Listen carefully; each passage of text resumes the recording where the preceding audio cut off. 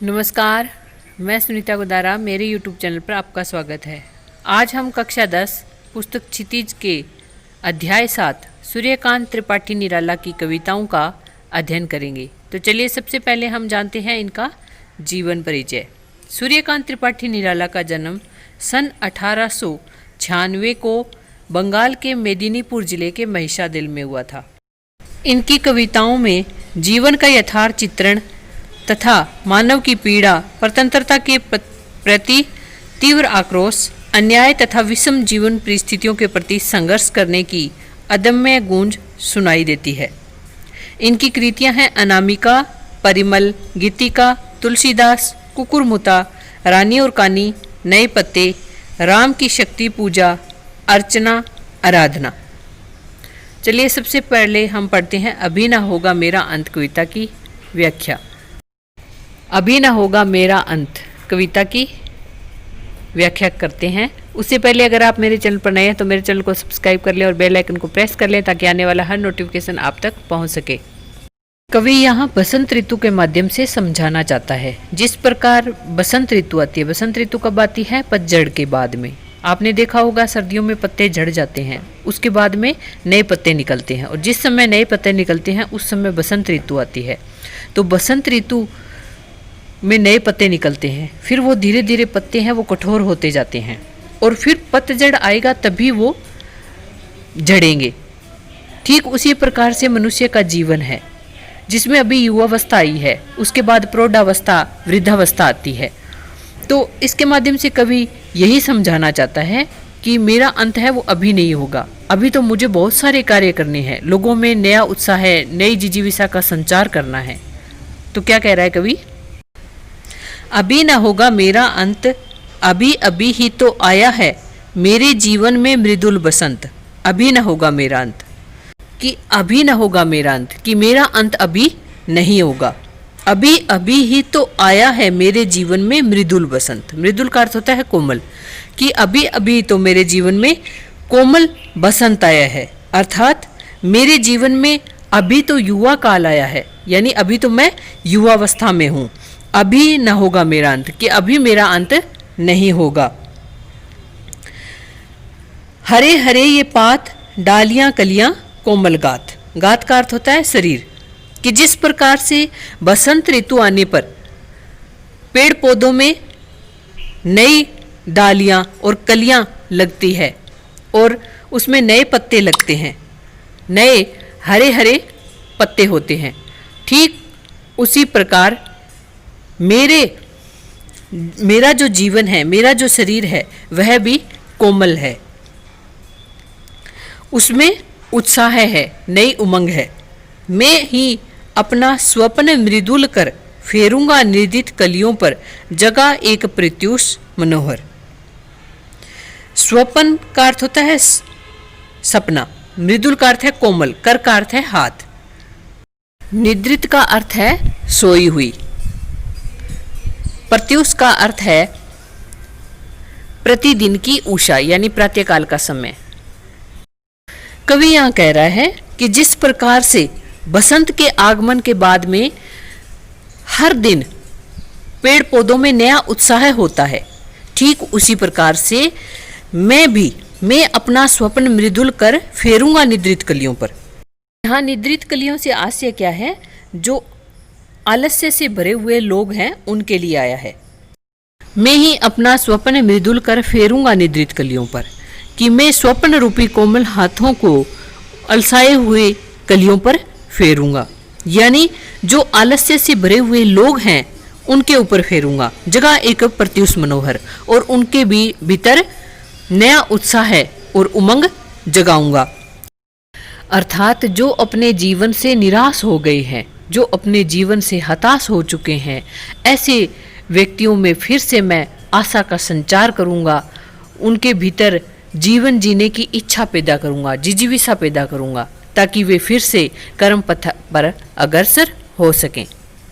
पुष्प पुष्प से तंद्रालस लालसा खींच लूंगा मैं, अपने नवजीवन का अमृत सहज सींच दूंगा मैं।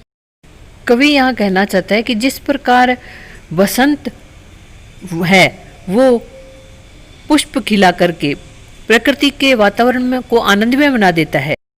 ठीक उसी प्रकार कवि अपने उत्साह द्वारा निराश हो गए लोगों को जागरूक करना चाहता है, उनमें नई आशा का संचार करना चाहता है। तो क्या कह रहा है कवि? तंद्रालस लालसा का अर्थ है नींद से अलसाए हुए। यहाँ इसका अर्थ होगा जो व्यक्ति निराश हो चुके हैं। कवि यहाँ कह रहा है कि पुष्प पुष्प से तंद्रालस लालसा खींच लूंगा मैं, कि उनके बीच जो आलस्य आ गया है, यानी जो लोग निराश हो चुके हैं, उनकी निराशा को मैं दूर करूंगा। अपने नवजीवन का अमृत शहर सींच दूंगा मैं, और मेरे जीवन का जो नया उत्साह रूपी अमृत है वो उनमें सींच दूंगा, अर्थात उनमें नया उत्साह भरूंगा, उनमें जिजीविषा का संचार करूंगा। जिजीविषा का अर्थ होता है जीवन जीने की इच्छा। द्वार दिखा दूंगा फिर उनको, है मेरे वे जहां अनंत, अभी न होगा मेरा अंत। द्वार दिखाने का अर्थ है यहाँ मार्गदर्शन करना, कि मैं अपनी रचनाओं के द्वारा उनका मार्गदर्शन करूंगा। है मेरे वे जहां अनंत, और मार्गदर्शन के द्वारा मैं उन्हें अपने अनंत अर्थात परमात्मा तक उनको पहुंचा दूंगा। अभी ना होगा मेरा अंत, का अभी मेरा अंत नहीं होगा। मेरे जीवन का यह है प्रथम चरण, कि मेरे जीवन का तो यह प्रथम चरण है। प्रथम चरण किसको कहा गया है? युवावस्था को। इसमें कहाँ मृत्यु, कि इसमें अभी कहाँ मृत्यु है, यानी अभी मेरी मृत्यु नहीं होगी। है जीवन ही जीवन, कि अभी तो मेरे जीवन में युवावस्था आई है और मेरे तो आगे पूरा जीवन पड़ा है, अभी पड़ा है आगे सारा यौवन। अभी तो मेरी युवावस्था की शुरुआत हुई है, मेरी पूरी युवावस्था तो आगे पड़ी है, तो मेरा अभी अंत नहीं हो सकता। स्वर्ण किरण कलोलों पर बहता रे बालक मन। स्वर्ण किरण कलोल किसको कहा गया है? कवि के मन में जो मधुर भावनाएं हैं, कल्पनाएं हैं, उनके लिए, कि मेरा बालक मन तो अभी सुनहरी किरण रूपी मधुर भावनाओं और कल्पनाओं में बह रहा है, यानी मेरे भीतर तो अभी मधुर कल्पनाएं और भावनाएं बह रही हैं। मेरे ही अविकसित राग से विकसित होगा बंधु दिगंत। दिगंत का अर्थ है सारा आकाश या क्षितिज। तो कवि यहाँ क्या कह रहा है? जैसे उन्होंने पहले कहा था कि मैं मधुर भावनाओं व कल्पनाओं में बह रहा हूँ, यानी मेरे ही अविकसित राग से, कि मेरी राग का अर्थ है यहाँ काव्य रचना से, कि मेरी रचनाएं जो है, काव्य रचना जो है वो अभी अविकसित है, यानी अपूर्ण है। लेकिन जब वो रचनाएं प्रौढ़ हो जाएंगी तो उस रचना के द्वारा विकसित होगा बंधु दिगंत, अर्थात मेरी ये रचना है वो दूर दूर तक लोगों में आत्मविश्वास और उत्साह का संचार करेगी। लोगों में नई उमंग, नई आशा का संचार होगा। अभी न होगा मेरा अंत, कि मेरा अंत अभी नहीं होगा। अभी अभी तो आया है मेरे जीवन में मृदुल बसंत, कि मेरे जीवन में तो अभी बसंत रूपी युवा काल आया है, तो अभी मेरा अंत नहीं होगा। चलिए अब हम पढ़ते हैं मातृवंदना कविता की व्याख्या। इसमें कवि का राष्ट्र प्रेम मुखरित हुआ है। कवि माँ के चरणों में अपना सब कुछ समर्पित करना चाहता है। तो क्या कह रहा है कवि? नर जीवन के स्वार्थ सकल बलि हो तेरे चरणों पर माँ, मेरे श्रम सिंचित सब फल। सकल का अर्थ होता है समस्त, कि हे माँ, हे मातृभूमि, नर जीवन के स्वार्थ सकल बलि हो तेरे चरणों पर माँ। बलि का अर्थ होता है न्यौछावर करना, कि मैं अपने मनुष्य जीवन के समस्त स्वार्थों को तुम्हारे चरणों पर न्यौछावर करता हूँ, यानी जितने भी स्वार्थ मेरे भीतर हैं उन सबको मैं तुम पर न्यौछावर करता हूँ। मेरे श्रम सिंचित सब फल। श्रम का अर्थ है परिश्रम, कि मैंने अपने परिश्रम से जितना भी फल संचित किया है, यानी मैंने अपने परिश्रम से जो कुछ इकट्ठा किया है उन सब को मैं तुम पर न्यौछावर करता हूँ। जीवन के रथ पर चढ़कर सदा मृत्यु पथ पर बढ़कर, महाकाल के खरतर सर सह सकूं मुझे तू कर दृढ़तर। आगे कवि कह रहा है कि जीवन के रथ पर चढ़कर, कि मैं जीवन रूपी रथ पर चढ़ करके सदा मृत्यु पथ पर बढ़कर, कि हे मातृभूमि, मैं सदा तुम्हारी रक्षा के लिए तत्पर रहूं और मृत्यु के रास्ते पर आगे बढ़ता रहूं। क्योंकि एक सैनिक जो होता है जब देश की रक्षा करता है, अपनी मातृभूमि की रक्षा करता है, तो उसके सिर पर हमेशा मौत मंडराती रहती है। आगे कवि कह रहा है, महाकाल के खरतर सर सह सकूं मुझे तू कर दृढ़तर। दृढ़तर का अर्थ है दृढ़ता प्रदान करना। महाकाल का अर्थ है मृत्यु। खरतर सर का अर्थ है कठोर तीर, कठोर प्रहार। यहां कवि कह रहा है कि हे मातृभूमि मुझे तू कर दृढ़तर, कि हे मातृभूमि तू मुझे इतना दृढ़ कर दे, इतनी दृढ़ता प्रदान कर कि महाकाल के खरतर सर सह सकूं, कि मैं मृत्यु के कठोर प्रहारों को सहन कर सकूं। जागे मेरे उर में तेरी मूर्ति, अश्रु जल द्योत विमल, दृग जल से पाबल बलि कर दूं, जननी जन्म श्रम संचित फल। उर का अर्थ है हृदय, द्योत का अर्थ है धुली हुई, विमल का अर्थ है स्वच्छ।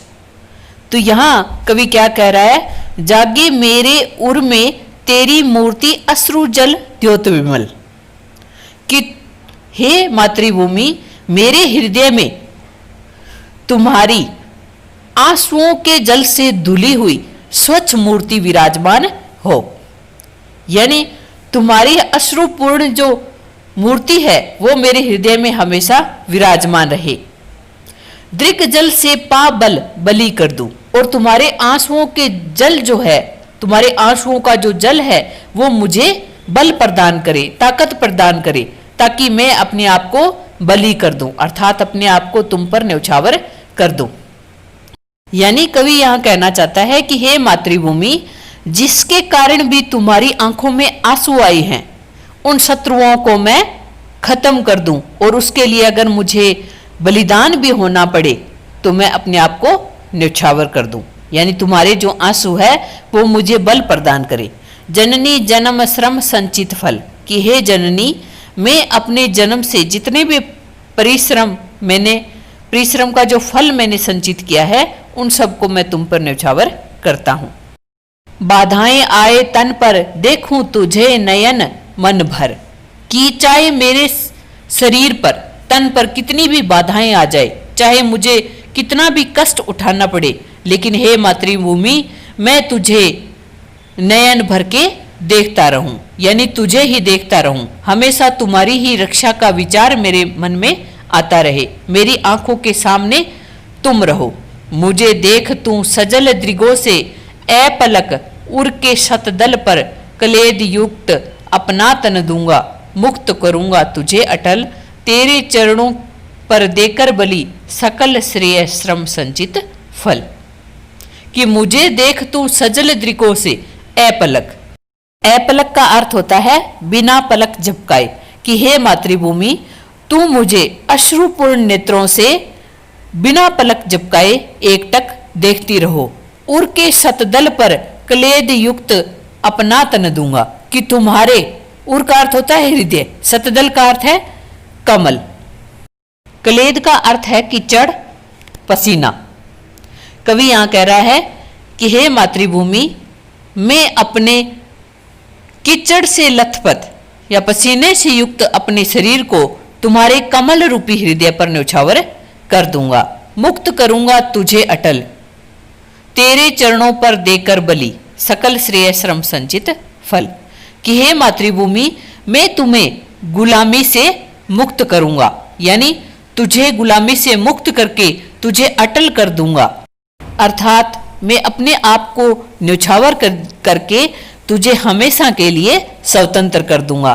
तेरे चरणों पर देकर बलि सकल श्रेय श्रम संचित फल।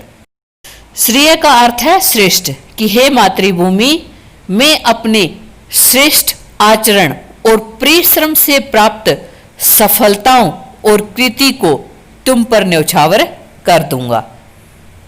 तो वीडियो यहीं समाप्त होती है। आशा करती हूँ आपको ये वीडियो अच्छी लगी होगी। अगर अच्छी लगी तो मेरे चैनल को सब्सक्राइब करें, लाइक करें और शेयर करना ना भूलें। Thank you.